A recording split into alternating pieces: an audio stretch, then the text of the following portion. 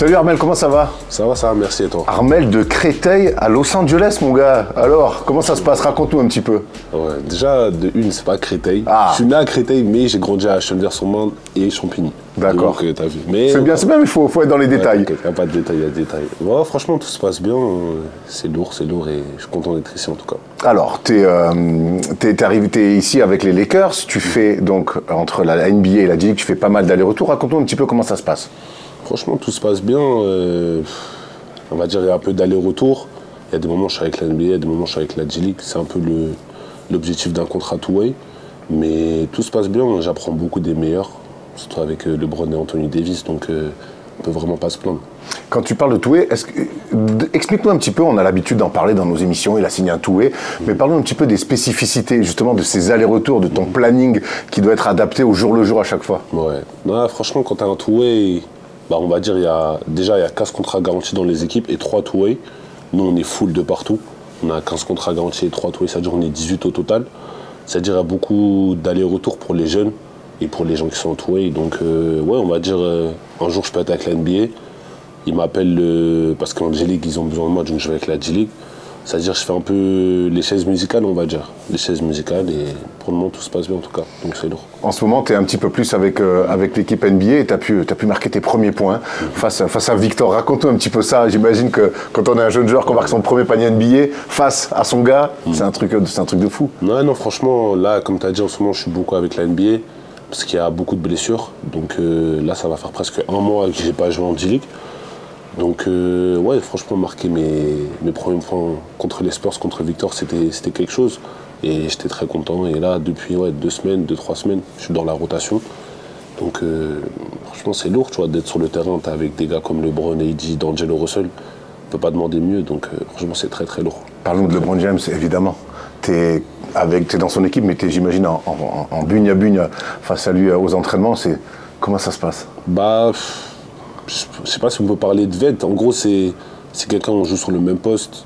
Et j'essaie d'apprendre beaucoup de lui, sur tout ce qui est son éthique de travail, sa façon de voir les choses. Il me donne beaucoup de conseils.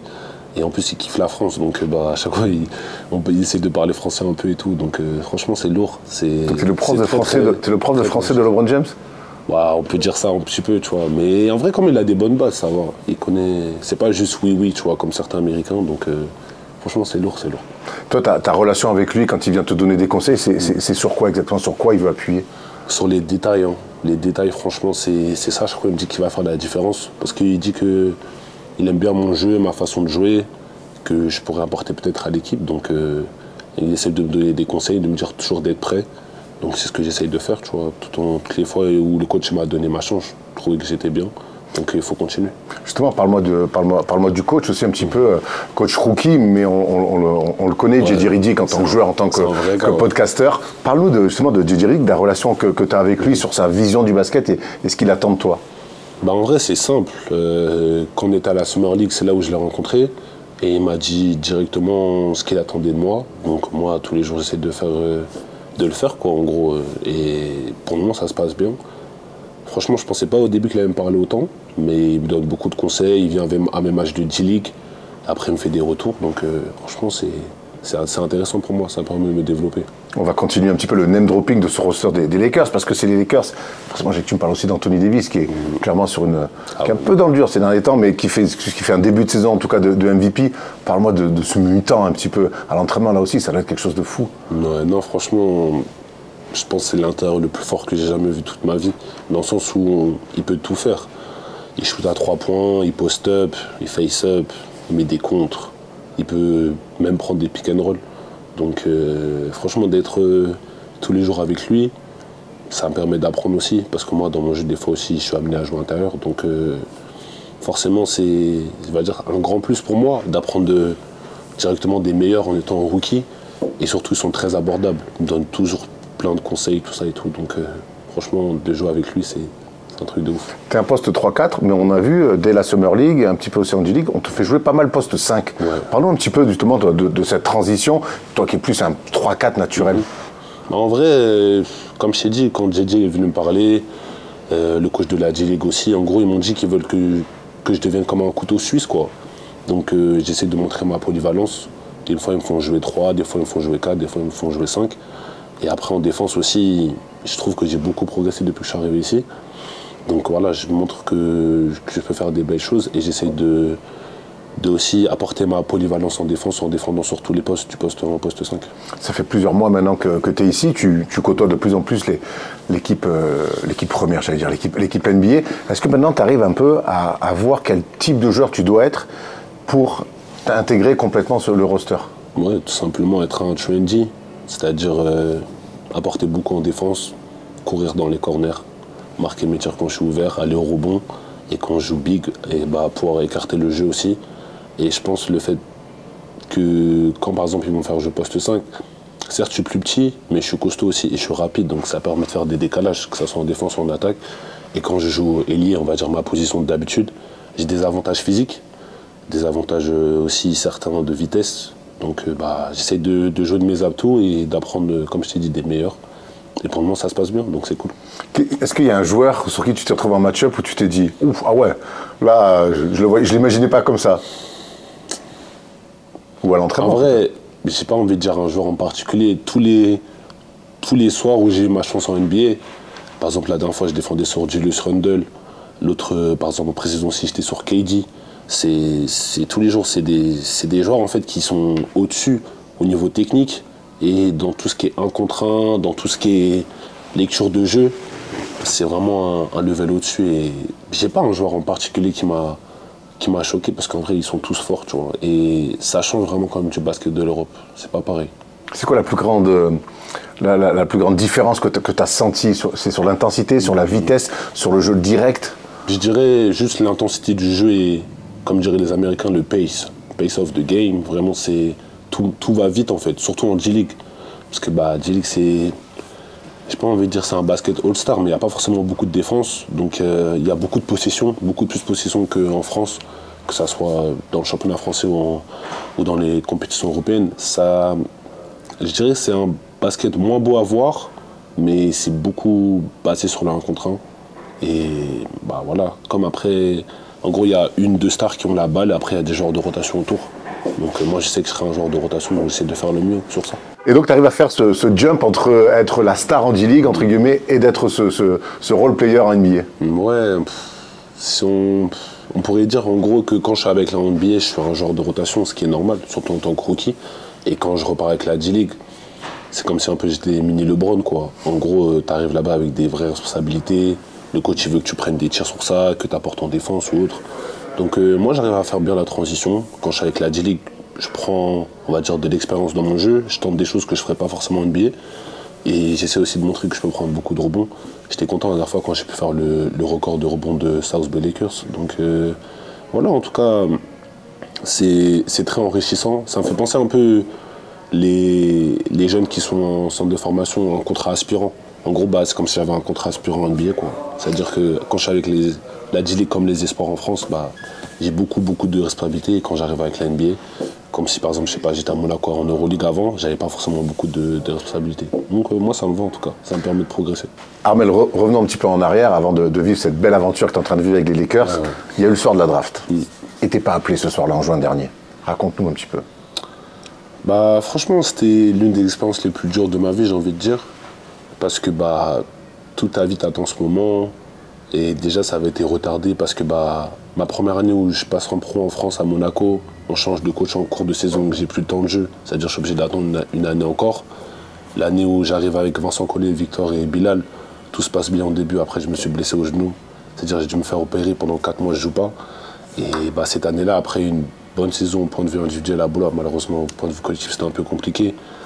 D'arriver, j'ai fait beaucoup de workouts, ça s'est bien passé. Et quand tu arrives, t'es pas appelé, c'est une déception forcément. Puis moi, j'étais rentré en France avec ma famille parce que j'ai pas voulu partir à la green room du second tour.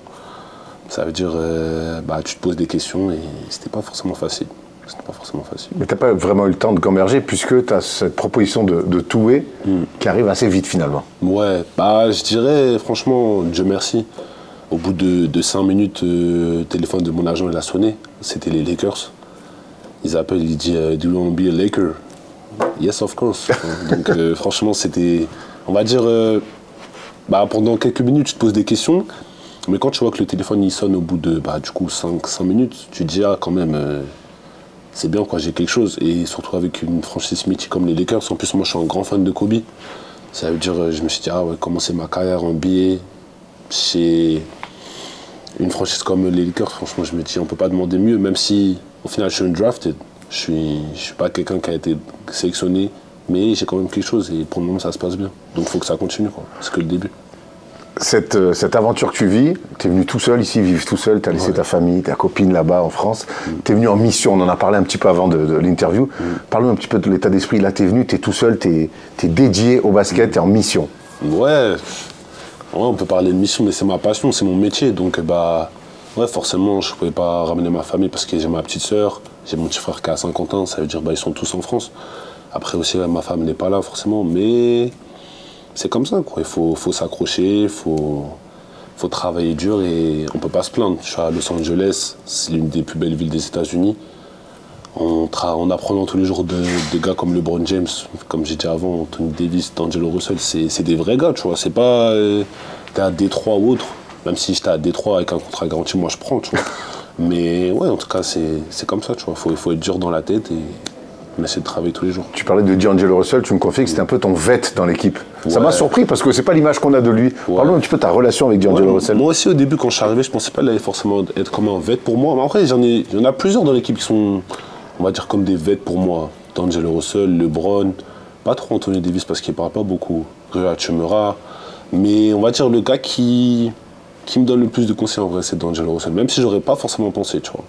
Mais ouais, en tout cas, il est vraiment à l'écoute. Il vient voir tous mes matchs quand je joue avec la D-League. LeBron aussi, parce qu'il a son fils. Et je m'entends bien aussi avec lui. Donc ouais, je peux pas me plaindre. C'est des bonnes personnes avec moi et ils m'aident beaucoup. Bon, tu as parlé de LeBron, tu as parlé de son fils, évidemment, tu nous vois arriver, on va parler de Bronny James. Raconte-nous un petit peu, dans l'équipe, comment il est, lui, avec toute la pression, l'attention médiatique autour de lui, même quand il va jouer en G-League, les salles sont pleines. Comment ça se passe pour lui et quelle relation tu as avec lui? En vrai, on s'entend bien, lui et moi, depuis la Summer League, on a créé des liens. Franchement, il travaille très dur et comme tu as dit, c'est pas forcément facile d'être le fils de LeBron James. Donc il y a beaucoup de médias, beaucoup de critiques, mais tous les jours je le vois, il vient, il travaille, il fait ses gammes. Et moi je lui souhaite le meilleur. En tout cas je m'entends très très bien avec lui et on verra bien comment ça se passe après. Comment ça se passe dans les vestiaires quand ils sont tous les deux? Tu sens que c'est un daron qui parle à son fils ou en fait non, il s'est bien greffé au collectif et il parle comme il parlera aux autres?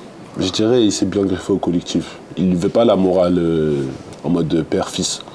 Donc ouais, franchement ils arrivent à faire la part des choses les deux et il n'y a pas de problème dans l'équipe. Parlons des Lakers au global. Il y a eu un très bon début de saison. Ouais. Ça a été un petit peu plus compliqué sur le premier road trip. Vous êtes aujourd'hui dans le play-in. Comment tu juges ce début de saison des Lakers et c'est quoi l'objectif un petit peu avoué ou inavoué de cette équipe-là? L'objectif c'est d'aller le plus loin possible, forcément, parce que on a une très bonne équipe. Après, comme tu as dit, le road trip qu'on a eu là, ça a été un peu compliqué. Il y a eu des hauts, des bas. Mais moi, personnellement, j'en retiens que du positif. C'était mon premier road trip NBA, où en plus j'étais dans la rotation, donc on ne peut pas demander mieux. J'essaie d'engrancher de l'expérience et au point de vue collectif, on va forcément rebondir et être mieux. C'est sûr. Aujourd'hui, cette équipe-là, elle peut viser quoi? Les Lakers, ça peut viser quoi? Il y a LeBron James, c'est un joueur extraordinaire. Qu'est-ce qu'on peut viser aujourd'hui avec LeBron James? On a vu que J.J. Redick disait peut-être qu'il ne fallait pas qu'il joue tous les matchs. Lui, apparemment, n'est pas forcément d'accord. C'est quoi ton avis là-dessus? Il peut encore jouer tous les matchs, LeBron? Pour moi, avec tout ce qu'il fait en dehors du basket, moi, tu vois, je suis quelqu'un qui essaie d'arriver toujours le premier et partir le dernier à la salle. Et lui, il est tout le temps là aussi. Pas forcément le dernier, mais en tout cas, il arrive toujours en premier. Il fait ses gammes avec son prépa physique. Après, il fait ses massages. Après, il va sur le terrain avec son coach indien, il fait ses trucs. Franchement, c'est un vrai pro. Et ça, pour le coup, tu essaies de vraiment engranger de l'expérience sur ce qu'il fait. Parce que comme je t'ai dit, moi j'essaie d'avoir une éthique de travail aussi et de voir, pour moi, l'un des meilleurs joueurs de la planète, voir le meilleur faire ça tous les jours alors qu'il a 40 ans, il a tout gagné. Ça montre vraiment que c'est les petits détails, toutes les choses qu'il me dit à chaque fois, les détails qui feront la différence. Donc aller le plus loin, j'espère qu'on ira le plus loin possible. Après, ça c'est que l'avenir qui nous le dira de toute façon. J'aimerais qu'on revienne un petit peu en France. Il y a un nouveau sélectionneur qui est arrivé après 15 ans de Vincent Collet. C'est Freddy Fautoux. Parlons un petit peu de ton rapport avec l'équipe de France. Tu l'as côtoyé en jeune. Mais il y a une nouvelle page qui se tourne, il y a une nouvelle génération qui arrive, dans laquelle tu fais partie. Est-ce que tu as des contacts avec la Fédé? Est-ce que tu as eu Freddy au téléphone? Est-ce que Boris est venu te voir? T'en es où un petit peu dans ce nouveau projet équipe de France? Déjà, premièrement, pour moi, porter les maillots de l'équipe de France, c'est une grande fierté. J'étais très content d'avoir pu faire en équipe jeune, c'est-à-dire avec les U16, les U19 et avec les U20 qu'on a gagné aussi le championnat d'Europe. Donc moi, j'ai pas eu Freddy au téléphone, j'ai pas vu Boris, mais en tout cas, moi, je suis dispo, quoi. Moi, ça serait une très grande fierté de pouvoir jouer pour l'équipe de France A, représenter mon pays et pouvoir jouer avec mon petit frère. Franchement, ça serait quelque chose d'incroyable, tu vois. Surtout que si tout se passe bien, ce que j'espère, l'année prochaine, il va me rejoindre en NBA. Donc jouer contre lui en NBA ou jouer ensemble en NBA et surtout jouer ensemble en équipe de France, pour nous, c'est un grand objectif, tu vois. Pour la famille Traoré, en tout cas. Après les frères Gasol, après les frères Maurice, après les frères Lopez, il pourrait y avoir les frères Traoré. C'est ça, ouais. Ça serait cool. Vous en parlez un petit peu entre vous? Ouais, on en parle. Quand vous étiez petit, c'était un peu votre truc? Quand on regardait, par exemple, les Tony Parker, Ali Traoré, mon tonton ou autres, on se disait, ah ouais, nous, on veut être là-bas. Et maintenant, ça se rapproche de plus en plus. Donc, ouais, comme tu as dit, je les ai pas eu au téléphone, mais en tout cas, moi, je suis dispo et ça serait un honneur de pouvoir représenter l'équipe de France dès l'Euro cet été, si possible. Donc jouer en équipe de France avec ton frère, jouer en NBA contre ou avec ton frère, on ne sait pas. Il y a de belles choses qui arrivent. Justement, parle-nous de Nolan, il est attendu partout, il y a beaucoup d'attentes autour de lui. Parlons un petit peu de son début de saison avec Saint-Quentin, il a découvert aussi l'équipe de France. C'est quoi ton rôle de grand frère là-dedans? Moi, j'essaie de lui donner le maximum de conseils que moi, j'ai pas eu, parce que j'avais pas de grand frère pour me guider, donc j'essaie de lui donner le maximum que je peux, lui dire ce qui est bien, ce qui est pas bien. Et franchement, il est à l'écoute, tu vois. Après, comme tu as dit, il est jeune, il vient seulement d'avoir 18 ans. Ça me fait un peu penser à Victor, tu vois, quand on était ensemble, tout ce qui lui arrive, un peu moins grand forcément, mais je trouve qu'il le gère bien. Avec ma famille, mes proches, on essaie de bien l'entourer. Et moi, je lui souhaite le meilleur. J'espère vraiment que tout va aller pour lui, en tout cas. Comment tu as trouvé ses premières avec l'équipe de France? Franchement, il a été bien. Je trouve qu'il a été bien. Il est arrivé avec un grand rôle. Il arrive, il start directement. Donc, moi, je trouve qu'il a bien abordé les choses. Et après, voilà, il reste encore beaucoup de travail. On lui souhaite la santé. Et après, j'espère que tout va bien se passer, en tout cas. Armel, j'ai envie de finir avec deux questions.